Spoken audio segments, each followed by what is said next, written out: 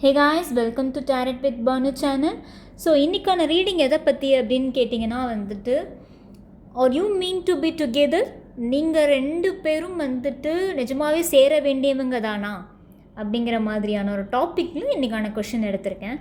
So இதில் உங்களுக்கு ஒரு கிளாரிட்டி கிடைக்கும். இந்த பர்சன் கூட நீங்கள் வாழ முடியுமா முடியாதா, இல்லை இந்த பர்சன் ஏன் உங்கள் லைஃப்பில் இருக்காங்க அப்படிங்கிற மாதிரி எல்லா கொஷின்ஸ்க்கும் வந்துட்டு இன்றைக்கான ஆன்சர் தெரிஞ்சுக்க போகிறோம். அண்ட் இன்னும் தெளிவாக ஒரு 8 கொஷின்ஸ் வந்து ஃப்ரேம் பண்ணி வச்சுருக்கேன். ஸோ அந்த 8 கொஷின்ஸை நான் உங்ககிட்ட சொல்லி அதுக்கான ஆன்சரும் உங்களுக்கு நான் சொல்லுவேன். ஸோ அது ரீடிங் ப்ராக்ரஸ் ஆகும்போது உங்களுக்கே அது புரியும் என்ன அப்படிங்கிறது. ஸோ எப்போவுமே நான் கார்ட்ஸ் எடுத்துகிட்டு கம்ப்ளீட்டடாக மீனிங் மட்டும் சொல்லுவேன், என்ன ரிசல்ட் அப்படிங்கிறத சொல்லுவேன். ஸோ இன்றைக்கி இன்னும் கொஞ்சம் கிளாரிட்டியாக ஸ்டெப் பை ஸ்டெப்பாக நான் என்ன 8 கொஷின்ஸ் ஃப்ரேம் பண்ணியிருக்கேன் யூனிவர்ஸ் கிட்ட, அவங்க எனக்கு என்ன ஆன்சர் தர்றாங்க அப்படிங்கிறத நீங்கள் ஒவ்வொரு ப்ராக்ரஸ்லையும் நீங்கள் பார்ப்பீங்க இன்றைக்கான ரீடிங்கில். ஸோ ரீடிங் ஸ்டார்ட் பண்ணலாமா? உங்கள் பர்சனை நல்லா மனசை நினச்சிட்டு அவங்களோட நேமை ரிப்பீட்டடாக உங்கள் மனசை சொல்லிகிட்டே இருங்க. ஸோ எனர்ஜி கூட கனெக்ட் ஆகுங்க, இந்த வீடியோ கூட கனெக்ட் ஆகுங்க. நல்ல ஒரு காம் பிளேஸில் உட்காந்து இந்த வீடியோவை பாருங்கள். ரொம்ப டென்ஷனாக பார்க்க வேண்டாம், அவசர வேலைகளை பார்க்க வேண்டாம், ரொம்ப ரிலாக்ஸ்டாக காமாக பாருங்கள். ஸோ இது வந்து ஒரு டைம்லெஸ் ரீடிங் தான், நீங்கள் எப்போ பார்த்தாலும் உங்களுக்கு பொருந்தும். ரீடிங் ஸ்டார்ட் பண்ணலாமா? So are you mean to be together? Let's start.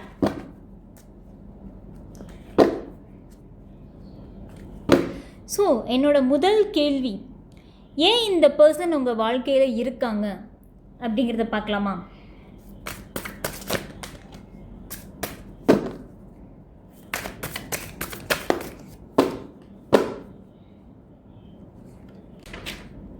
இந்த பர்சன் ஏன் வந்துட்டு உங்கள் வாழ்க்கையில் வந்தாங்க அப்படின்னு தெரியுமா? அதுக்கான அர்த்தம் தெரியுமா?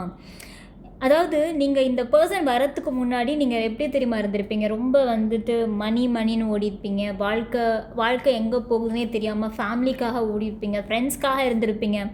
ஆனால் உங்களுக்காகனு ஒரு ஸ்பேஸ்னு ஒன்று இருக்கும், உங்களுக்காகனு ஒரு டைம்னு இருக்கும் பார்த்தீங்களா? அதை நீங்கள் கொடுத்துருக்கவே மாட்டீங்க. ஆனால் இந்த பர்சன் வந்ததுக்கப்புறம் தான் லைஃப்பில் உங்களுக்கு அதை பற்றின, அதாவது உங்களை பற்றின ஒரு விஷயமே உங்களுக்கு தெரிய ஆரம்பிச்சிருக்கும். உங்களுக்கு வந்துட்டு என்னெல்லாம் பிடிக்கும், நீங்கள் எதுலலாம் ரொம்ப அழகாக இருக்கீங்க, நீங்கள் என்னென்ன விஷயம்லாம் நல்லா பண்ணுறீங்க, உங்களுக்கு வந்துட்டு எந்த விஷயம் ரொம்ப கஷ்டமாக இருந்தது, எந்த விஷயம் ரொம்ப சந்தோஷமாக இருந்தது, நீங்கள் என்ன எதிர்பார்க்குறீங்க, இது எல்லாத்தையும் உங்களுக்கே புரிய வைக்கக்கூடிய ஒரு தருணத்தை ஏற்படுத்தி கொடுக்க தான் இந்த பர்சன் அப்படிங்கிறவங்க லைஃப்பில் வந்திருக்காங்க. அண்ட் மோரோவர், நீங்கள் எப்போ பார்த்தாலும் ஓடிக்கிட்டே இருக்கீங்க. கொஞ்சம் டைம் அப்படிங்கிறது உங்களுக்காக ஒன்று ஒதுக்கணும் இல்லையா? ஸோ அந்த டைமை கொடுக்கறதுக்காக தான் இவங்க உங்கள் லைஃப்பில் வந்திருப்பாங்க. ஸோ இவங்க உங்கள் கூட லைஃப்பில் வந்ததுக்கப்புறம் பார்த்தீங்கன்னா நீங்கள் ரொம்ப ஹாப்பியாக இருந்திருப்பீங்க, ரொம்ப சந்தோஷமாக இருந்திருப்பீங்க. மற்ற டைம் பீரியடை விட இந்த பர்சன் கூட நீங்கள் ஒரு 10 நிமிஷம் இருந்திருந்தால் கூட ரொம்ப ரொம்ப ஹாப்பியாக இருந்திருப்பீங்க. ஒரு ஃபுல்ஃபில்டாக இருக்கும். ஒரு நாள் முழுக்க ஸ்பெண்ட் பண்ணுறதை விட அந்த 10 நிமிஷம் அந்த பர்சன் கூட இருக்கும்போது அந்த டேயும் உங்களுக்கு ஃபுல்லாக அந்த மாதிரி ஒரு ஃபீல் இருந்திருக்கும். ஸோ அதுதான் வந்து சிம்பிளாக உங்களுக்கு புரியுற மாதிரி சொன்னால் இதுதான் அர்த்தம். சரியா? நெக்ஸ்ட் கொஷின் போகலாம். ஸோ இந்த பர்சனோட ரியல் இன்டென்ஷன் என்ன, அந்த பர்சனுக்கு என்ன இன்டென்ஷன் உங்கள் மேலே அப்படிங்கிற ஒரு கொஷனுக்கான ஆன்சர் ஏஞ்சல் கிட்ட கேட்க போகிறோம்.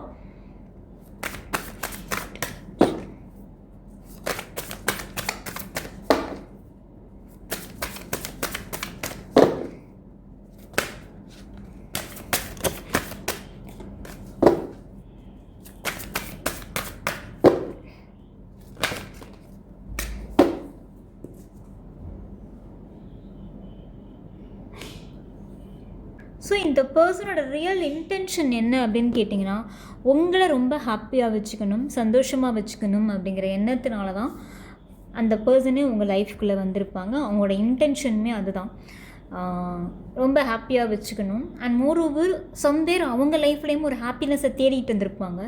அந்த ஹாப்பினஸ் வந்து உங்ககிட்ட கிடச்சிருக்கும், எமோஷனல் சப்போர்ட் கிடச்சிருக்கும், அன்பு கிடச்சிருக்கும், அவங்களுக்குமே உங்கள் கூட டைம் ஸ்பெண்ட் பண்ணுறது ரொம்ப பிடிச்சிருக்கும். ஸோ அதனால் இந்த பர்சனோட இன்டென்ஷன் அப்படிங்கிறது அதுதான், உங்களை சந்தோஷமாக வச்சுக்கணும், அவங்களும் சந்தோஷமாக இருக்கணும். இன்னும் செல்ஃபிஷாக சொல்லணும்னா, உங்கள் கூட இருக்கும்போது அவங்க சந்தோஷப்படுறாங்கப்பா, அதனால் உங்கள் கூட இருக்கணும்னு ஆசைப்படுறாங்க. சரியா?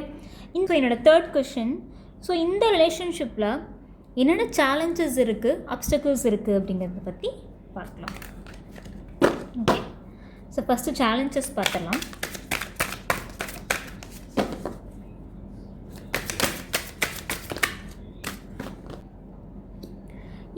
ரிலேஷன்ஷிப்பை நீங்கள் இன்னும் ஒரு மீனிங்ஃபுல்லாக மாற்றலையோ அப்படிங்கிறதுனால தான் அந்த ரிலேஷன்ஷிப்பில் நீங்கள் வந்து ஃபேஸ் பண்ணிகிட்ருக்க ப்ராப்ளமாக இருக்குதுன்னு எனக்கு தோணுது. இந்த ரிலேஷன்ஷிப்புக்கு ஒரு நேம் கொடுக்கல, நீங்கள் ஒரு ப்ராப்பர் நேமிங் இல்லை, நீங்கள் கொடுக்கலைங்கிறத தவிர்த்து 2 பேருமே சேர்ந்து அதை ப்ராப்பராக நேம் பண்ணல. ஓகே, இந்த ரிலேஷன்ஷிப் இதுக்கு பேர் இதுதான், நம்ம லைஃப் லாங்காக ட்ராவல் பண்ண போகிறோம், ஓகே நான் உன்னை கல்யாணம் பண்ணிக்கிறேன், இல்லை நான் வந்துட்டு இந்த ஸ்டெப் எடுக்க போகிறேன், ஒரு நீங்கள் தேர்ட் பார்ட்டியாக இருந்தீங்க அப்படின்னா ஓகே நான் டிவோர்ஸ் பண்ணிவிட்டு நான் கூட வந்து வாழ போகிறேன்.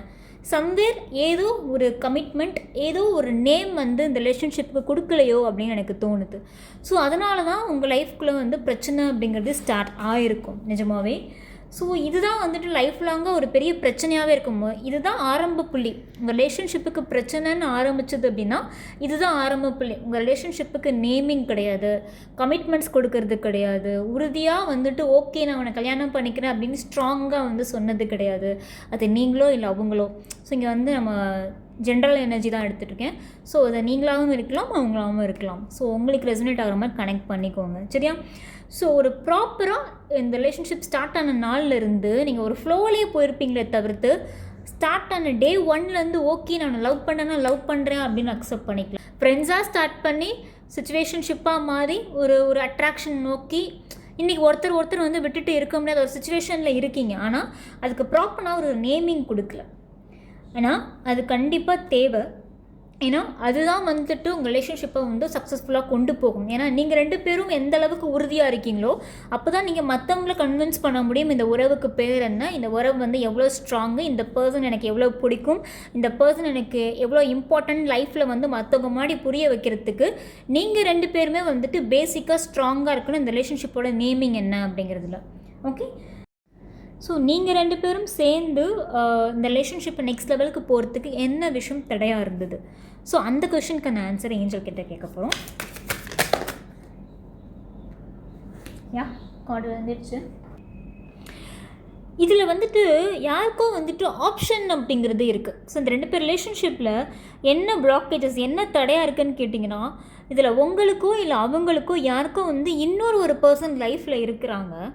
ஸோ அது வந்துட்டு ஓப்பனாக அக்செப்ட் பண்ணிக்கிறது இல்லை. அந்த பர்சனும் என் லைஃப்பில் இருக்காங்க, எனக்கு யாரை சூஸ் பண்ணுறதுன்னு தெரியல அப்படிங்கிற ஒரு ஓப்பனப் பண்ணலை உங்ககிட்டையும் சரி அவங்கக்கிட்டேயுமே சரி. அண்ட் ஓவர் பார்த்திங்கன்னா அஃபெக்ஷனையும் தாண்டி இது நமக்கான பர்சன் அப்படின்னு மண்டையில் அடித்து சொல்கிற அளவுக்கான ஒரு பாயிண்ட் அப்படிங்கிறது வந்துட்டு அந்த பர்சன் உணரணும். அது நீங்களோ இல்லை அவங்களோ ஓவர். ஸோ அது உணராமல் இன்னுமே வந்துட்டு அந்த ஆப்ஷனை கையில் வச்சுட்டே இருக்கிற மாதிரி எனக்கு தோணுது. ஸோ இதுதான் உங்கள் ரிலேஷன்ஷிப்புக்கு வந்துட்டு பிளாக்கேஜஸ் ஆகிருக்கு. சேலஞ்சஸ் வந்து நான் சொல்லிட்டேன், இந்த ரிலேஷன்ஷிப்புக்கு சரியாக நேம் பண்ணல அப்படின்னு. ஸோ நீங்கள் சரியாக நேம் பண்ணியிருந்தீங்க அப்படின்னாலே இந்த தடை அப்படிங்கிறது இருந்திருக்காது. அந்த செகண்ட் பர்சன் அப்படிங்கிறது இருந்திருக்க மாட்டாங்க. செகண்ட் பர்சனோட வேலையை அந்த செகண்ட் பர்சன் வந்து யார் அப்படிங்கிற ஒரு விட உங்களுக்கு தெரிஞ்சிருக்கும் லைஃப்பில்.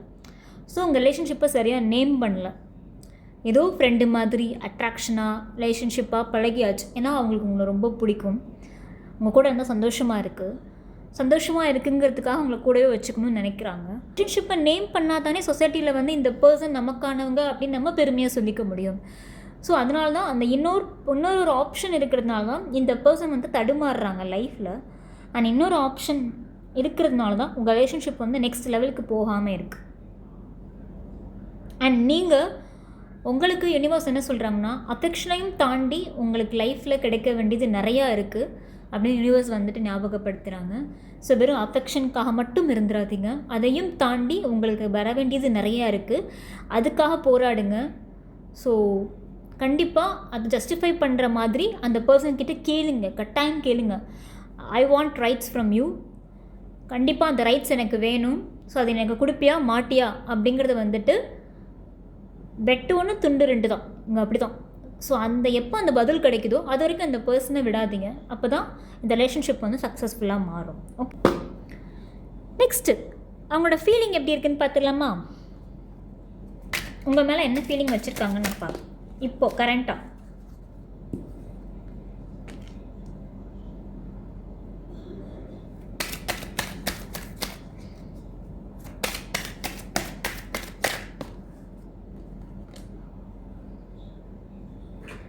ஓகே, எனக்கு கன்ஃபர்மேஷன் இந்த செகண்ட் பர்சன் இருக்காங்க அப்படிங்கிற கன்ஃபர்மேஷன் எனக்குள்ளே இருக்குது. பிகாஸ் அவங்க அவங்கள சந்தோஷமாக வச்சுக்கணும்னு நினச்சாங்க, அவங்களும் சந்தோஷமாக இருக்கணும்னு நினச்சாங்க.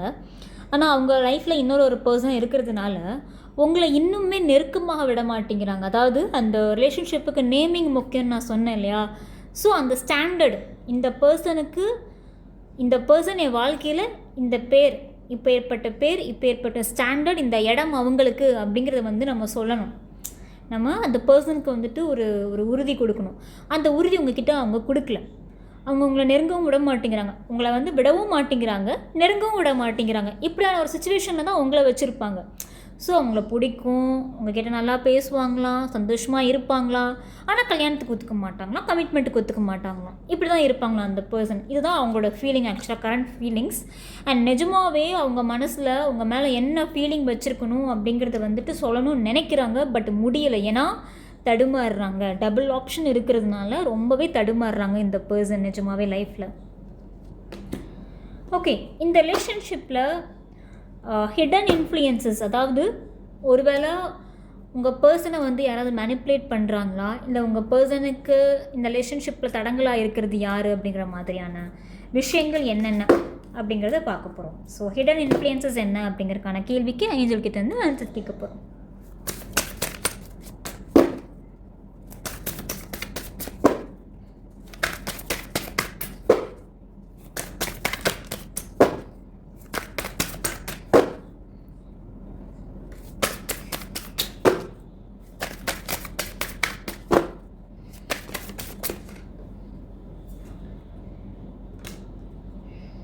எஸ், ஹிடன் இன்ஃப்ளூயன்சஸ், அதாவது இந்த ரிலேஷன்ஷிப்பை அடுத்த கட்டத்துக்கு போக விடாமல் வந்துட்டு மேனிப்புலேட் பண்ணுறது என்னன்னு கேட்டிங்கன்னா, உங்கள் பர்சனோட கேரக்டரிசிசம் தான் தடையாக இருக்குது. அது என்ன மாதிரியான கேரக்டரிசிசம் அப்படின்னு கேட்டிங்கன்னா, பொறுப்பு இல்லாமல் இருக்கிறது, செல்ஃபிஷ்ஷாக இருக்கிறது.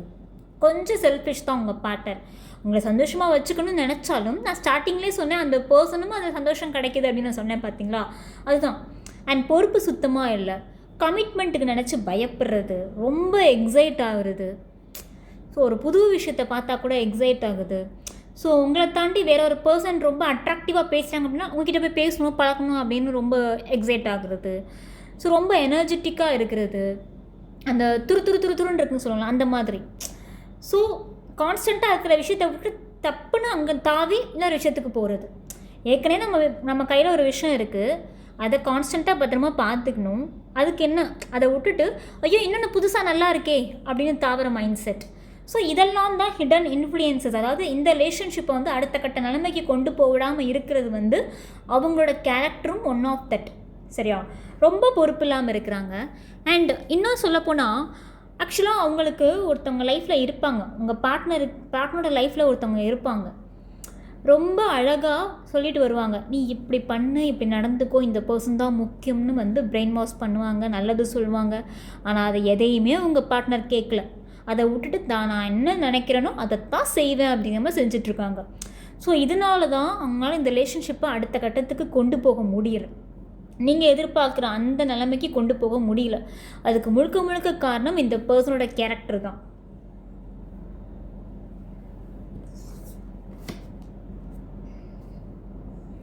கொஞ்சம் கன்னிங்காக இருக்கிறாங்க உங்கள் பார்ட்னருமே. ஏன்னா இப்படி பொறுப்பு இல்லாமல் இருந்தால் தப்பிச்சுக்கலாம்ப்பா, நமக்கு எந்த சில எனர்ஜி சொல்கிறேன், எல்லாருக்குமே ஒரே மாதிரியான கேரக்டர் இருக்காதுல்ல, சில பேருக்கு சொல்கிறேன், கன்னிங்காக இருப்பாங்க. அதாவது பொறுப்பு இல்லாமல் இப்படியே கொண்டு போயிட்டோம்னா நம்ம தலைமையில் எதுவும் விடியாதுல்ல, நம்மளை கமிட்மெண்ட் கேட்க மாட்டாங்களே. இதை சிச்சுவேஷன்ஷிப்பாகவே கொண்டு போயிட்டால் ரிலேஷன்ஷிப்புக்கு ஒரு நேம் வைக்க மாட்டாங்களா. அதனால தான் ஸ்டார்டிங்லேருந்தே இந்த ரிலேஷன்ஷிப்பை ஒரு நேம் பண்ணாமே கொண்டு போயிருப்பாங்க. ஒரு அட்ராக்ஷன் பிடிக்கும்னு சொல்லுவாங்களே தவிர்த்து ஏன் பிடிக்குது, எவ்வளோ தூரம் பிடிக்குது, அப்போ என்ன நீ வாழ்க்கையில் வந்துட்டு ஒரு பிளேஸ் எனக்காக கொடுப்பியா அவங்க ஃபேமிலியில், இப்படி ஒரு கேள்வி கேட்டால் அவங்கக்கிட்ட வந்து பதில் வராது, அமைதியாகிடுவாங்க. ஸோ இதெல்லாம் தான் இந்த ரிலேஷன்ஷிப் வந்து அடுத்த கட்டத்துக்கு போக விடாமல் தடுக்குது. சரி, உங்கள் ரிலேஷன்ஷிப்பில் ஃபவுண்டேஷனாக இருக்கக்கூடியது என்ன, அது எப்படி இருக்குது அப்படிங்கிறத பார்க்கலாம். ஸோ நான் எல்லாருக்கும் சொல்கிறது தான், ஒரு ரிலேஷன்ஷிப்பில் பேசிக் ஃபவுண்டேஷன் அப்படின்னு நான் சொல்லுவேன். ஸோ அந்த ஃபவுண்டேஷன் அப்படிங்கிறது உங்கள் லைஃப்பில் எப்படி இருக்குது, அது என்ன மாதிரி இருக்குது அப்படிங்கிறத பார்க்குறேன்.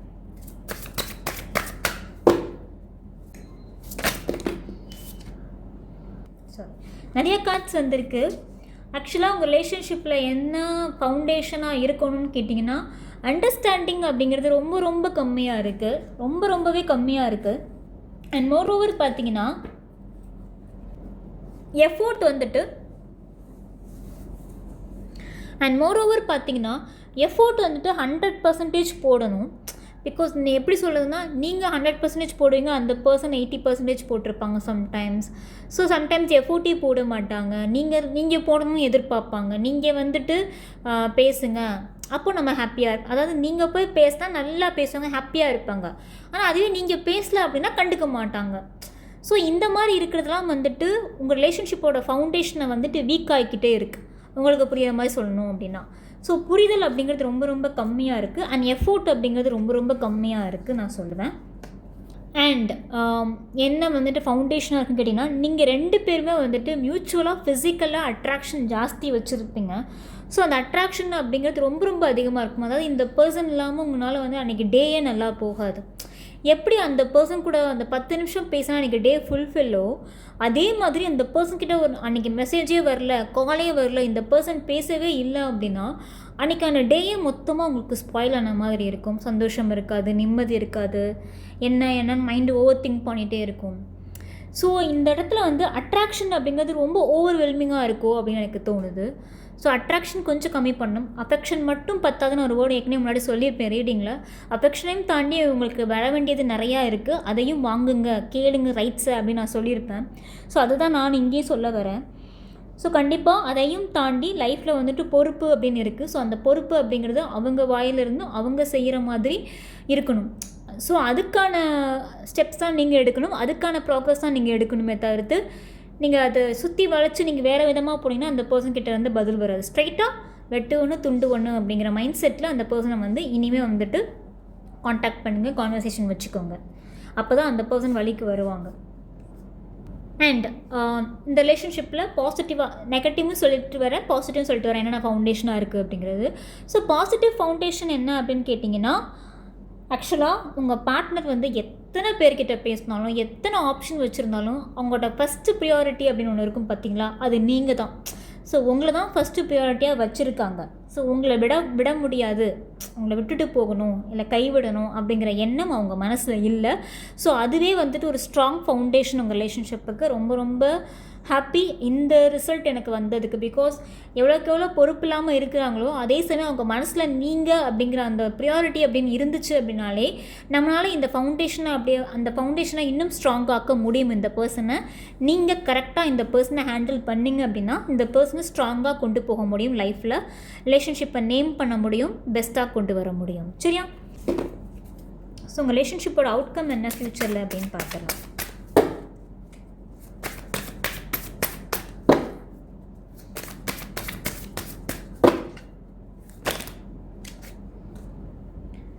ஸோ 2 கார்டு வந்து 3 கார்ட்ஸ் வந்திருக்கு. 3 கார்ட்ஸ் வந்திருக்கு. ஆக்சுவலாக இந்த ரிலேஷன்ஷிப்போட அவுட்கம் என்னன்னு கேட்டிங்கன்னா, நீங்கள் மேனிப்புலேட் பண்ணிங்கன்னா இந்த பர்சனை பாசிட்டிவாக கண்டிப்பாக இந்த ரிலேஷன்ஷிப்பை வந்து சக்ஸஸ் ஆக்க முடியும். அண்ட் இந்த பர்சன் கொஞ்சம் ஸ்டபர்ன் கேரக்டர்ப்பா, கொஞ்சம் பிடிவாதம் பிடிப்பாங்க, அவங்க நினச்சது தான் சாதிக்கணும்னு நினைப்பாங்க.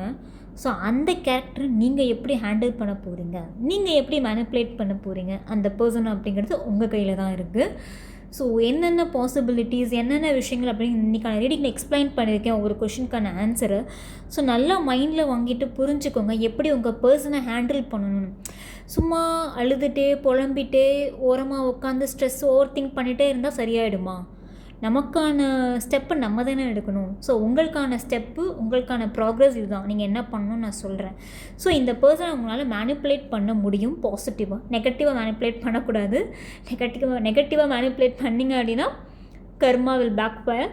நான் சொல்கிறது, இந்த பர்சனை நிஜமாகவே உங்கள் வாழ்க்கையில் வேணும்னு நினச்சிங்கன்னா பாசிட்டிவாக மேனிப்புலேட் பண்ணுங்கள். ஸோ பாசிட்டிவ் மேனிப்புலேஷன்னா எப்படின்னா, இந்த பர்சன் உங்களோட வெயிட்டிங் ஜோன்லேயே தான் வச்சுருப்பாங்கப்பா. ஸோ டக்குன்னு உங்களுக்கு வந்து ஒரு கமிட்மெண்ட்டோ அந்த மாதிரிலாம் எதுவுமே கொடுக்க மாட்டாங்க. ஒரு வெயிட்டிங் ஜோன்லேயே உங்களை போட்டிருப்பாங்க.